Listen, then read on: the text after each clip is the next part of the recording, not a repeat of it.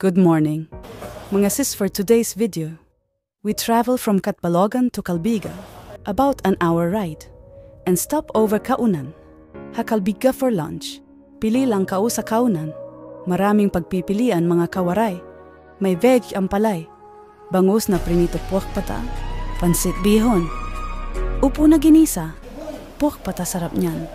Meron ding bistik paksiw na bangus at ang kanilang specialty, and manok na native tinula na dinarayo ng mga biyahero. Mga sis, amo ini ang tinula nga native mga sis, iniginahan sa society.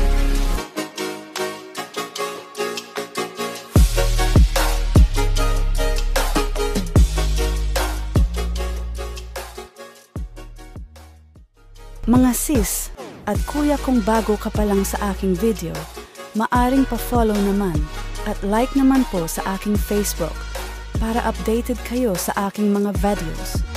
At pa-subscribe naman sa aking YouTube channel, ang Biyaheng Chill TV. Thank you. Itong papa ko dahil masakit ang paa. Nag-VADA lang para safe.